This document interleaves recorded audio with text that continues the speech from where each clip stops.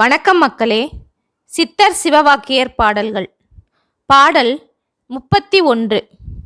நெருப்பை மூட்டி நெய்யை விட்டு நித்தம் நித்தம் நீரிலே விருப்பமோடு நீர் குளிக்கும் வேத வாக்கியம் கேளுமின். நெருப்பும் நீரும் மும்முலே நினைத்து கூற வல்லிரேல் சுருக்கமற்ற ஜோதியை தொடர்ந்து கூடல் ஆகுமே. நெருப்பை வளர்த்து நெய்யை விட்டு நாள்தோறும் யாகம் செய்வதும் நாள்தோறும் நீரில் நின்று விருப்பத்தோடு நீரில் முழுகும்போது சொல்லும் வேத மந்திரமுமாகிய புற சடங்குகளும் மனத்திலேயே யாகம் எழுப்பியும் நீரில் முழுகியும் அவற்றுக்கான மந்திரங்கள் சொல்லியும் சரியாகச் செய்தால் சுருக்கமில்லாத பரஞ்சோதியை தொடர்ந்து அதனுடன் சேரலாம். அதாவது உள்ளத்தில் தோன்றும் பாவனையால் இறைவனை கூடலாம் என்கிறார் சிவவாக்கியர். இதையே பாவனை அதனை கூடில் அவனையும் கூடலாமே என்பது நம்மாழ்வார் வாக்கு. பாடல் 32. பாட்டில்லாத பரமனை பரலோக நாதனை நாட்டில்லாத நாதனை நாரிபங்கர் பாகனை கூட்டி மெல்ல வாய்ப்புதைத்து குணுகுணுத்த மந்திரம் வேட்டக்காரர் குசுகுசுப்பை கூப்பிடாக முடிந்ததே. சென்றடையும் பாட்டை எதுவும் இல்லாத பரலோக நாதனை தனக்கென தனி நாடு எதுவும் இல்லாத கடவுளை பெண்ணின் ஒரு பாகமான சிவனை மனதில் நினைத்து வாயால் மெல்லியதாய் ஒளியெழுப்பும் மந்திர சொற்களை கூறுவது வேட்டைக்கு செல்பவர் விலங்குகள் போல் ஒளியெழுப்பி பிறகு வேட்டையாடுவதை ஒக்கும். அதாவது ஒரு சில நேரங்களில் விலங்குகள் வேடர்கள் கூப்பிடுவதை நம்பி வந்தாலும் பல நேரங்களில் இது வேட்டைக்காரர் அழைப்பு என்று எண்ணி வராமல் போவதும் உண்டு. கடவுளும் இப்படி புறத்தில் செய்யும் பூஜைக்கு சில வேளை வந்ததை கொண்டு எப்போதும் வருவார் என எண்ண முடியாது என்பதுதான் இதன் கருத்தாகும். பாடல் 33. செய்யதெங்கு இளநீர் சேர்ந்த காரணங்கள் போல் ஐயன் வந்து என்னுள் புகுந்து கோயில் கொண்டனன். ஐயன் வந்து என்னுள் புகுந்து கோயில் கொண்ட பின் வையகத்தில் மாந்தர் முன்னம் வாய் திறப்பதில்லையே. அதாவது சிவந்த தேங்காயில் இளநீர் திரண்ட காரணங்கள் போல கடவுள் வந்து என் உள்ளத்தில் புகுந்து கோயில் கொண்டான். அப்படி அவன் கோயில் கொண்ட பிறகு உலகத்தில் அதை பற்றி யாரிடமும் பேசுவதில்லை. விண்டவர் கண்டதில்லை, கண்டவர் விண்டதில்லை என்கிற மொழியை இங்கு நாம் ஒப்பாக காணலாம். அதாவது தேங்காயில் இளநீர் வாய்க்கால் வழியாக வந்து சேரவில்லை, தேங்காய்க்குள்ளேயே தோன்றி நிறைந்தது. அப்படித்தான் உள்ளத்திற்குள் உள்ள இருந்த கடவுள் இப்போது காட்சி தருகின்றார். அவர் வெளியிலிருந்து உள்ளே வரவில்லை என்பதாகும். அதாவது ஆன்மீக அனுபவங்களை பிறர் அறியச் சொல்லி அகந்தையை வளர்க்கக்கூடாது என்பதை உணர்க என்கிறார் சிவவாக்கியர். பாடல் 34. மாறுபட்ட மணித்துளக்கி வண்டின் எச்சில் கொண்டு போய் ஊறுபட்ட கல்லின் மீதே ஊற்றுகின்ற மூடரே, மாறுபட்ட தேவரும் அறிந்து நோக்கும் என்னையும் கூறுபட்டு தீர்க்கவோ குருக்கள் பாதம் வைத்ததே. வெவ்வேறான நவரத்தினங்களை தூய்மை செய்து நகையாக அணிவித்தும் வண்டின் எச்சிலாகிய தேனை செதுக்கப்பட்ட கற்சிலையின் மீது திருமஞ்சனம் செய்தும் வழிபடும் மூடர்களே, மனிதர்களில் மாறுபட்ட விண்ணூலக தேவர்களும் என்னை அறிந்து விரும்பி நோக்குகின்றார்கள். அப்படிப்பட்ட என்னை கூட நீங்கள் கொண்டாடும் குருக்களின் பாதம் தீர்த்துவிடுமோ, அதாவது மாற்றிவிடுமோ என்கிறார். புறபூஜையை இங்கே சிவவாக்கியர் கடுமையாக எதிர்க்கின்றார். பாடல் 35. கோயிலான தேதடா குளங்களாவ தேதடா, கோயிலும் குளங்களும் கும்பிடும் குலாமரே, கோயிலும் மனத்துள்ளே குளங்களும் மனத்துள்ளே ஆவதும் அழிவதும் இல்லை இல்லை இல்லையே. கோயிலும் குளங்களின் தீர்த்தமும் தேவையில்லை.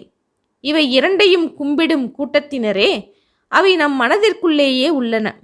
இப்படி உணர்வதால் தவறு உண்டாவதும் இருப்பது அழிவதும் சிறிதளவும் இல்லை என்கிறார்.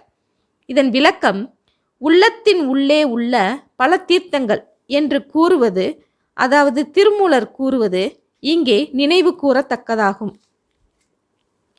பாடல் 36. செங்கலும் கருங்கல்லும் சிவந்த சாதி லிங்கமும் செம்பிலும் தராவிலும் சிவன் இருப்பன் என்கின்றீர். உம்மதம் அறிந்து நீர் உம்மை நீர் அறிந்த பின் அம்பலம் நிறைந்த நாதர் ஆடல் பாடல் ஆகுமே.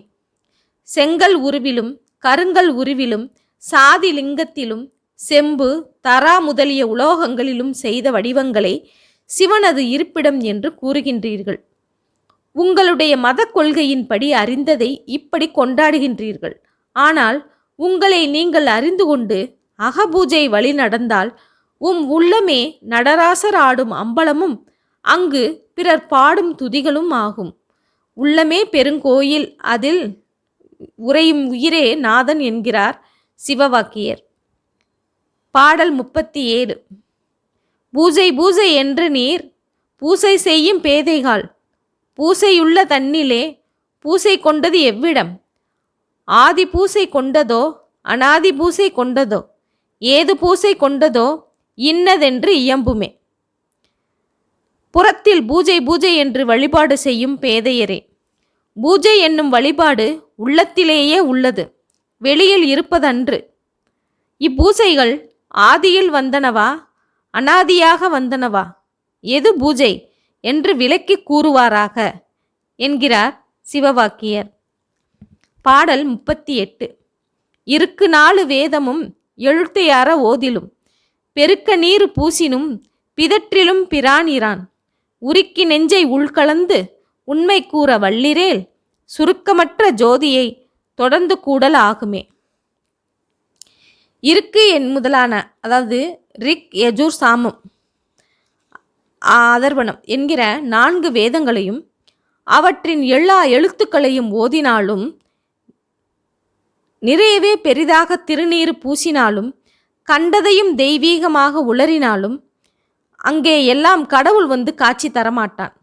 நெஞ்சில் அன்பு கொண்டு உருகி உள்ளே கலந்து அங்கே கடவுள் இருக்கும் உண்மையை கூறுவீர்களாயின் அகண்ட ஜோதியாகிய கடவுளை தொடர்ந்து கூட முடியும் என்கிறார். பாடல் 39. களத்தில் வார்த்து வைத்த நீர் கடுத்த தீ முடுக்கினாள் களத்திலே கறந்ததோ கடுத்த தீ குடித்ததோ நிலத்திலே கறந்ததோ நீள் விசும்பு கொண்டதோ மனத்தின் மாயை நீக்கியே மனத்துளே கறந்ததே. ஒரு பாத்திரத்தில் ஊற்றிய நீரை அடுப்பு நெருப்பில் வைத்தால் அது காணாமல் போகின்றது. அதை பாத்திரம் குடித்ததா, நெருப்பு குடித்ததா, நிலத்தடியில் போய் மறைந்ததா, அல்லது நீண்ட ஆகாயம் ஏற்றுக்கொண்டதா? அருவநிலை அடைந்த நீர் ஆகாயத்தில் இருப்பது தெரியாமல் உள்ளது. அதுபோல் மனதில் உள்ள மாயை நீங்கி மனதில் அருவநிலையில் கடவுள் நிறைந்து உள்ளார் என்கிறார் சிவவாக்கியர். பாடல் 40. பறைச்சியாவதேதடா பணத்தியாவதேதடா இறைச்சி தோல் எலும்பினும் இலக்கம் இட்டு இருக்குதோ பறைச்சி போகம் வேறதோ பணத்தி போகம் வேறதோ பறைச்சியும் பணத்தியும் பகுத்து பாரும் உம்முளே. சாதியில் தாழ்ந்த பறைச்சியும் செல்வத்தில் உயர்ந்த பணக்காரியும் வேறு வேறு அல்லர். இறைச்சி தோல் எலும்பு முதலிய 7 வகை தாதுக்களிலும் இந்த உயர்வு தாழ்வுகள் எழுதப்பட்டு இருப்பதில்லை. பறைச்சியிடம் அனுபவிப்பதும் பணக்காரியிடம் அனுபவிப்பதும் ஒரே வகை இன்பமே ஆகும். அதாவது இதன் விளக்கம், வேறுபாடு நீக்கி இருவரையும் பகுத்து பார்த்தால் உள்ளத்தில் யாவரும் ஒருவர் என்பது தெரியும். இறைவன் படைப்பில் யாவரும் சமம் என்கிற சமூக நீதியைத்தான் இப்படி கூறுகின்றார். ஓகே மக்களே, இதன் தொடர்ச்சியை அடுத்த காணொளியில் காண்போம். நன்றி, வணக்கம்.